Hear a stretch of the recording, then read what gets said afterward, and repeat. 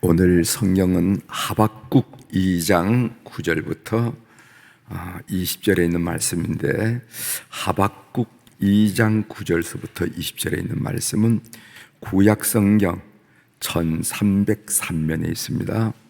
구약성경 1303면 약자로 합 이렇게 나왔죠. 합. 천천히 찾아보세요. 하박국 2장 9절서부터 20절에 있는 말씀. 구약성경 1303면 하박국 2장 9절부터 제가 읽어드리겠습니다.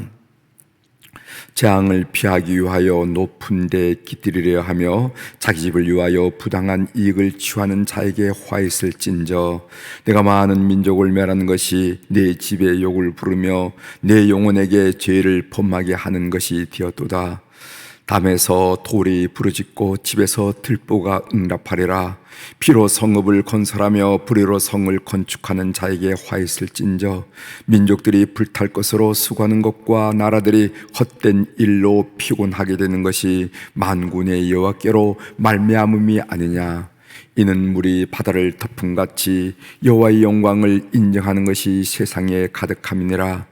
이웃에게 술을 마시게 하되 자기의 분노를 더하여 그에게 취하게 하고 그 하체를 드러내려 하는 자에게 화했을진저, 내게 영광이 아니요 수치가 가득한즉 너도 마시고 너의 할례 받지 아니한 것을 드러내라. 여호와의 오른손의 잔이 내게로 돌아올 것이라. 더러운 욕이 내 영광을 가리리라.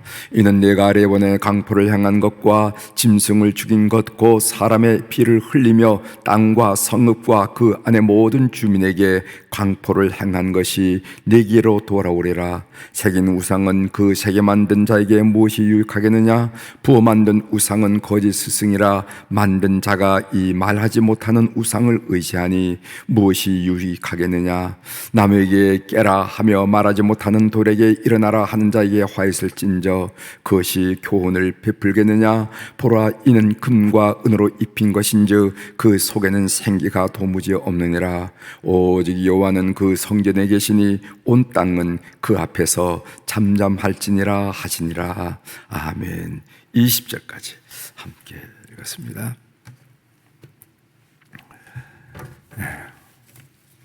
오늘 우리가 읽은 이 하박국 2장, 이 하반장에 있는 말씀을 중심으로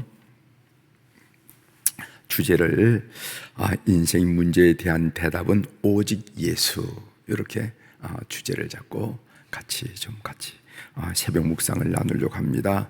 인생 문제에 대한 대답.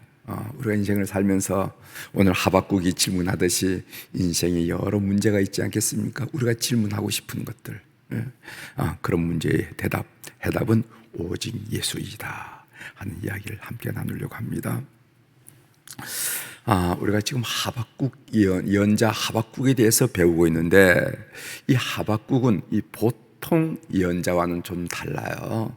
이 하박국 예언 활동을 하던 때가 언제냐면은 그러니까 남유다 왕국이 바벨론 제국으로부터 멸망받기 그 이전 세대, 그 즈음에 예언 활동을 했던 사람이 하박국이라 하는 이런 예언자인데, 그 하박국의 예언 활동, 예언 내용을 보면은 다른 예언자, 예를 들어서 이사야라든가 예레미야라든가 에스겔이라든가 그런 다른 예언자와 아주 특색이 다르다는 것을 우리가 알게 됩니다. 보통 예언자들은 이사야나 예레미야 같은 그런 예언자들은 하나님으로부터 말씀을 받아서 그것이 길한 일이든 흉한 일이든 그 백성들에게 선포하는 것이 예언자의 역할이었습니다. 하나님으로부터 묵시 계시를 받아서 그 백성들에게, 그것이 그 백성들에게 좋은 일이든 아니면 나쁜 일이든 길한 일이든 흉한 일이든 선포하면 그것으로 끝났어요. 그런데 이 하박국은 어떤 사람이냐면은, 어떤 예언자냐면은 하나님께 질문을 합니다. 그 질문이 이스라엘 공동체에서 나온 질문이든 아니면 예언자 개인에게 나온 질문이든 간에 하나님께 질문을 해요. 질문합니다. 그리고 그 질문에 대해서 하나님이 대답해 달라는 거예요. 그 하박국이라 하는 그 이름의 뜻이 뭐냐면은 껴안다, 씨름하다, 그런 뜻이 있어요. 껴안다, 씨름한다. 그것처럼 이 하박국이라는 예언자는 그 삶에 부딪히는 문제와 씨름하면서 하나님께 질문하고 답을 찾아갔던 그런 예언자. 그래서 신정론을 공부할 때는 하박국을 공부하면서 신정론을 얘기하고, 욥기와 같은 그런 비슷한, 우리가 바로 전에 욥기 공부했잖아요. 욥기가 뭡니까? 의로운 하나님이 왜 이런 역사에 이런 현상이 나타나는가, 그 질문이었거든요. 그런 것처럼 하박국, 의로운 하나님이 왜 이렇게 처리하십니까? 하는 그런 질문을 안고 들어가는데, 그 하박국이 하나님께 질문한 내용을 한번 좀 대강 한번 1장에서부터 2장까지 한번 살펴보는 것이 여러분들에게 유익이 되리라 생각합니다. 먼저 하박국은 자기 백성의 죄를 봅니다. 그 내용이 1장 3절에 있는데 제가 읽어드릴 테니까 여러분 한 장만 넘겨서서 한번 눈으로 따라 읽어보시기 바랍니다. 1장 3절입니다. 어찌하여 내게 죄악을 보게 하시며 패역을 눈으로 보게 하시나이까? 겁탈과 강포가 내 앞에 있고 변론과 분쟁이 일어났나이다. 그러니까 하박국이 그 보는 현실이 뭐냐면은 그 이스라엘 백성 사이에 죄가 드러나는 거예요. 그걸 봤다는 겁니다. 그리고 우리가 또 살펴봐야 될 것은 하나님이 악한 자기 백성을 심판하실 텐데 그 심판의 도구로 누구를 사용하냐면은 그 당시 일어나는 바벨론 제국을 사용한단 말입니다. 그 내용이 1장 6절에 있어요. 보겠습니다. 6절. 보라, 내가 사납고 성급한 백성 곧 땅이 넓은 곳으로 다니며 자기의 소유가 아닌 거처들을 점령하는 갈대아 사람을 일으켰나니, 이 갈대아 사람이 바로 누구냐 하면은 이 바벨론 제국을 말합니다. 티그리스 강, 유프라데스 강을 통하여 중심으로 일어났던 신흥 제국, 바벨론 제국을 말합니다. 그래서 그 사람들 갈대아 사람이라 이렇게 얘기하죠. 그러니까 하나님께서 악한 자기 백성 이스라엘 백성들을 심판하려고 하시는데 그 심판의 도구로 누구를 사용하느냐 하면은 갈대아 사람 바벨론을 사용한다는 겁니다. 지금 여기서 하박국이 세 번째로 질문하는 겁니다. 무슨 질문하냐면은 왜 우리보다 더 악한 자로 우리를 심판하십니까? 이해가 되지 않습니다. 우리보다 더 선한 자를 들어 우리를 심판하면 우리가 받아들일 수가 있습니다. 아니면은 우리를 심판하시든 마시든지 왜 하나님은 우리보다 더 악한 사람을 통해서 우리를 심판하시냐 말이죠. 어떻게 의로우신 하나님이 우리보다 더 악한 자를 들어서 우리를 심판하시려 하십니까? 이게 지금 하박국이 풀리지 않은 질문이에요. 우리 죄 인정한다 이거예요. 죄를 인정합니다. 그러나 적어도 우리를 심판하려고 한다면은 우리보다 더 선하거나 더 바람직하나 의로운 사람이 우리를 때려야 우리가 받아들일 수가 있는 거지. 바벨론은 우리가 비교 안 되는 악한 민족인데 그 민족을 통해서 우리를 이렇게 정죄하고 심판한다는 것이 말이 됩니까? 이 질문이 1장 13절에 나옵니다. 13절 한번 보세요. 주께서는 눈이 정결하심으로 악을 참아보지 못하시며 패역을 참아보지 못하시거늘 어찌하여 거짓된 자들을 방관하시며, 이 거짓된 자들이 누구냐면 바벨론 사람들을 말하죠. 바벨론 사람들을 방관하시며 악인이 자기보다 의로운 사람을 삼키는데도 잠잠하시나이까? 하나님, 이 악인이 의로운 사람을 삼키는데도, 자기보다 더 의로운 사람을 삼키는데도 왜 잠잠하고 계십니까? 다시 말하면 바벨론이 이스라엘을 삼키는데도 불구하고 악한 사람이 그래도 바벨론 같지 않은 이 이스라엘 백성을 삼키는 것에 대해서 지금 하박국 선지자가 질문을 하고 있는 것입니다. 그리고 하박국은 하나님의 응답을 기다리죠. 그 응답을 기다린 내용이 2장 전체에 쭉 나오는데 한번 살펴보도록 하겠습니다. 하나님의 응답, 하박국 2장입니다. 2장 1절 보세요. 내가 파수하는 곳에 서며 성류에 서리라. 그가 내게 무엇이라 말씀하실는지, 그가 하나님이죠. 하나님이 내게 무엇이라 말씀하시는지 기다리고 바라보며 나의 질문에 대하여 어떻게 대답하는지 보리라 하였더라. 여러분, 이 성류라는 것은 파수꾼이 성을 지키기 위한 성곽의 높은 곳을 성류라고 그러잖아요. 파수대, 성류. 그래서 그 성류에 가면 멀리 볼 수도 있고 성을 지킬 수도 있죠. 그곳에서 기다리고 바라겠다는 거예요. 그곳에서 하박국은 하나님의 응답을 기다리겠다. 2절 넘어갑니다. 여호와께서 내게 대답하여 이르시되 너는 이 묵시를 기록하여 판에 명백히 새기되 달려가면서도 읽을 수 있게 하라. 이렇게 했어요. 그러니까 이 묵시 그러니까 하나님께서 그 하박국에게 계시하신 묵시, 그 묵시의 내용은 무엇인지 모릅니다. 아직 밝혀지지 않았어요. 그 묵시가 뭔지는 모르지만 아무튼 묵시를 보긴 봤는데 그 묵시를 뭐라고 하냐면 사람들이 달려가면서도 읽을 수 있게 하라. 이렇게 했어요. 이 말은 뭐냐면 모든 사람이 알게 하라는 겁니다. 온 백성이 알게 하라는 겁니다. 온 열방이 알게 하라는 거예요. 그러니까 달려가면서도 볼 수 있으니까 얼마나 명백하게 뚜렷하게 썼으면 달려가면서도 볼 수 있겠습니까? 그러니까 모든 사람이 알게 하라. 3절 봅니다.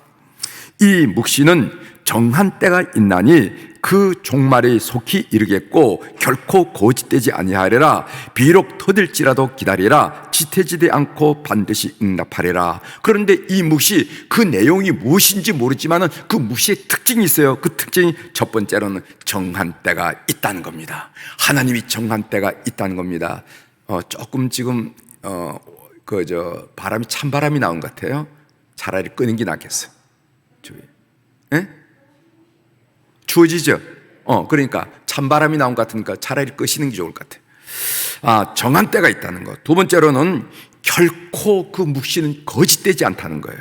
세 번째로는 그게 당신들이 느끼기에 더디게 느낄지라도 기다리라는 겁니다. 그리고 네 번째로는 반드시 응하게 된다 하면서 이 묵시에 대한 내용이 나오죠. 그 내용이 바로 3절 제가 읽은 내용입니다. 그 묵시는 정한 때가 있고 결코 거짓되지 않고 더딜지라도 기다려야 되고 그리고 반드시 응하게 된다. 이런 말씀입니다. 그러면은 그 묵시의 내용이 무엇인가? 여러분 궁금하시죠? 그 묵시의 내용이 무엇인가? 그 묵시의 내용이 뭐냐면 그것은 예수 그리스도의 오실 예수 그리스도라는 거예요. 그래서 갈라디아서 4장 4절에 이런 말씀이 있습니다. 갈라디아서 4장 4절에 보면은 때가 참에 하나님이 그 아들을 보내사 여자에게서 나게 하시고 율법 아래 나게 하신 것은 이렇게 말씀하셨어요. 그래서 때가 참에 오실 예수로 결국 하나님이 대답하는 것, 그 하박국이 하나님을 향해서 이게 왜 이런 일이 일어납니까? 라고 질문했는데 그 하나님의 대답은 뭐냐면은 하나님의 대답은 오실 예수 그리스도를 기다리라. 참잠히 기다리라. 이렇게 얘기했습니다. 이것이 바로 구약의 비전이에요. 바벨론의 침략이라는 그 어려운 역사적 상황 한가운데서 이스라엘의 비전이 뭔가 깜깜한 상황에서 이스라엘의 비전이 뭔가 그것은 오실 예수 그리스도라는 겁니다. 어떤 상황에서 무슨 질문을 하더라도 그 대답은 예수 그리스도이심을 믿으시길 바랍니다. 이건 아니야. 이건. 가고 오는 세상에서 오직 예수 그리스도만이 소망이라는 겁니다. 따라서 우리가 달리면서 모든 사람이 볼 수 있도록 전파해야 될 소식은 뭐냐면 예수 그리스도시다.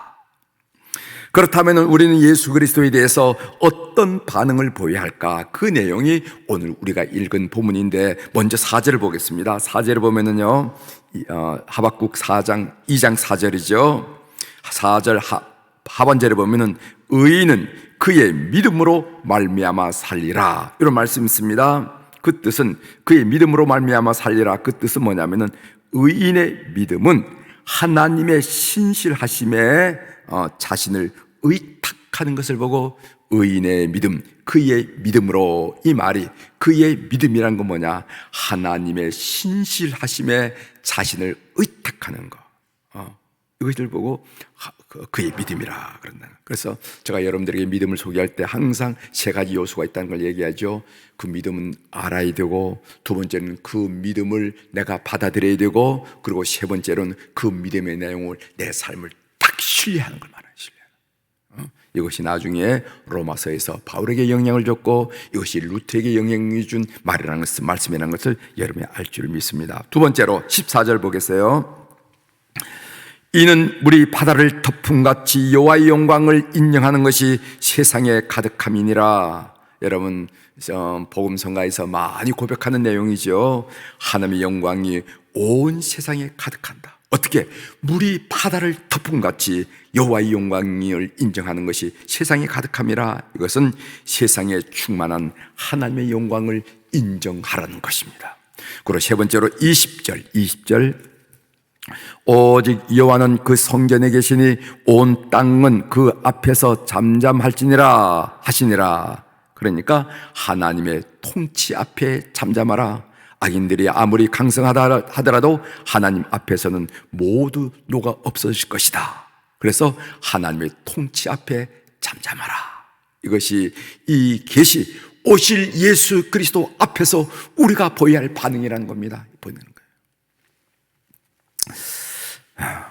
여러분들의 삶에 적용하는 것으로 제가 말씀 한마디 드리고 마치도록 하겠습니다. 어떤 상황에서 무슨 질문을 하더라도 그 대답은 예수 그리스도십니다. 믿으시길 바랍니다. 어떤 상황에서 무슨 인생의 질문이 다가온다 하더라도 그 대답은 예수 그리스도. 인생의 문제에 대한 대답은 오직 예수 그리스도. 그래서 요한복음 14장 6절에 보면은 내가 곧 길이요 진리요 생명이라고 그랬죠. 예수 그리스도. 예수 그리스도는 우리 인생의 길이요, 우리 인생의 진리요, 우리 인생의 생명이라는 것을 꼭 믿는 여러분들이 되시길 바랍니다. 그래서 예수 그리스도는 이 세상뿐만 아니라 오는 세상에, 그리고 영적인 문제 뿐만 아니라 심적으로 육체적인 일까지라도 전인격적으로 우리의 구원자이심을 믿는 우리 그리스도인이 될 줄 믿어야 됩니다.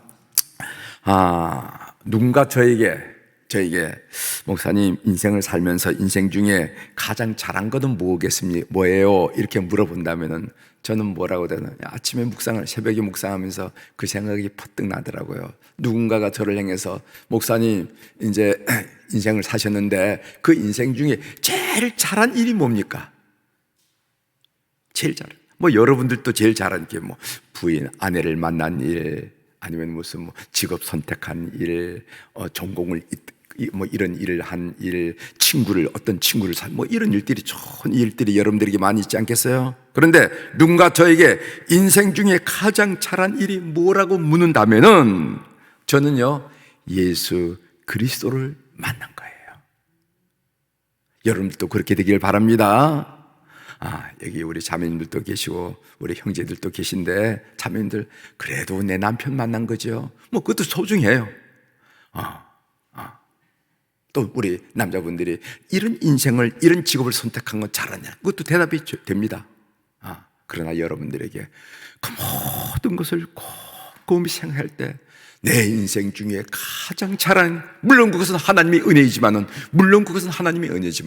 예수 그리스도를 만나게 된 일이 최고입니다 라고 조용히 후손들에게, 주변 사람들에게 담대히 말할 수 있는 우리 교우들이 되기를 주의 이름으로 축원합니다.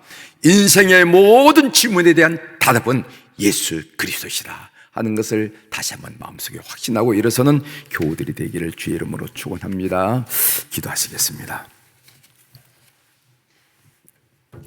하나님 아버지, 하박국 선지자가 부딪히는 문제들, 특별히 우리도 악하지만은 우리보다 더 사납고 포악하고 악한 바벨론을 통해서 그것을 심판을 도구로 우리 친다는 것은 의로우신 하나님께는 난 이해할 수 없습니다 라고 질문을 드렸을 때, 하나님은 그 질문과 엉뚱한 얘기 같지만은 오실 예수 그리스도 그 묵시를 이야기하는 것을 우리가 이 장을 통해서 배우면서 우리가 고백했습니다. 우리가 인생 중에 가장 최고의 만남은 예수 그리스도를 알게 되고 만나게 된 일을 오늘 이 새벽에 주님 앞에 고백하게 하시오니 감사를 드립니다. 오늘 이 고백이 남들에게 소개하지 못할 정도로 그런 후차적인 고백이 아니라 어느 누구 앞에서라도, 자손들 앞에서라도, 친구들 앞에서라도, 누구 앞에서도 내 인생을 가만히 뒤돌아보면은 예수 그리스도 만나는 것이 최고입니다 라고 하나님께 영광을 올려드리는 하나님의 사람들로 다 세워 주시옵소서.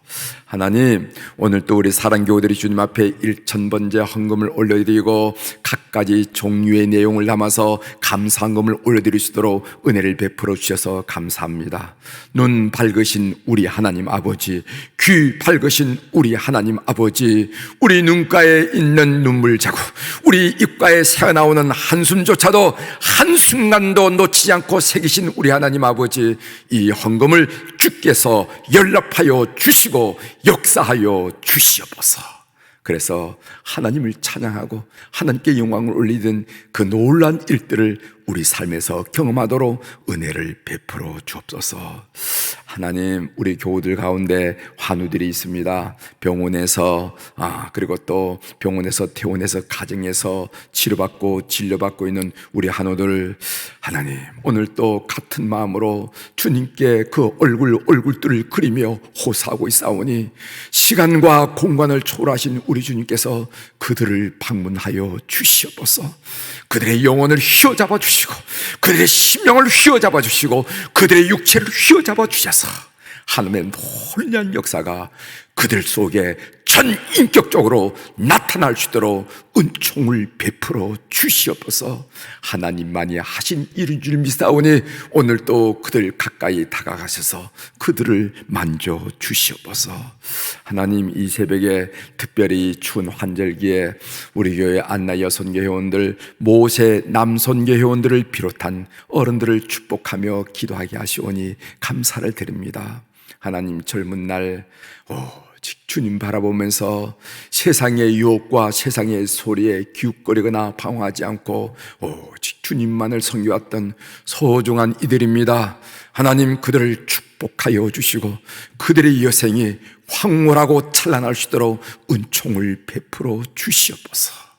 석양 무렵이 멋진 노을을 그리면서 황홀하고 찬란하듯이 우리 모든 어른들의 여생이 참으로 찬란할 수 있도록 도와주시고 특별히 그 믿음의 결신들인 그들의 자녀들, 그 자녀의 자녀들이 잘됨을 통해서 하나님의 살아계심을 증가하며 찬양하는 여생이 되도록 은혜를 베풀어 주시옵소서. 우리 자녀들 오늘 또 주님 앞에 올려드립니다. 해에서 직장 생활을 하고 사업을 하고 학문을 하고 낯설고 물새로운 곳에서 군대 국방의 의무를 감당하고 그리고 직장 생활을 하고 이런 취직을 원하는 우리 모든 자녀들, 건강을 원하는 우리 모든 자녀들, 잉태 축복과 순산을 원하는 자녀들, 특별히 이제 대학 입시를 앞에 놓고 마지막 질주를 하고 있는 우리 수험생들이 이리까지 우리의 입으로 고백되어지는 이름마다 하나님 기억하시고 저들의 앞날을 이끌어 주옵소서. 여호수아에게 말씀하신 것처럼 그 길이 평탄케 하시고 형통케 하여 주시옵소서. 오늘 또 하늘의 주권과 땅의 주권을 가진 우리 주님의 이름으로 이 새벽에 선포합니다. 내 영혼이 잘된 같이 범사가 잘되고 강건한 축복을 우리 사랑하는 주의 백성 수백의 성도들이 하루 동안 누리게 도와주시옵소서. 감사드리며 예수님의 이름으로 기도 올리옵나이다. 아멘.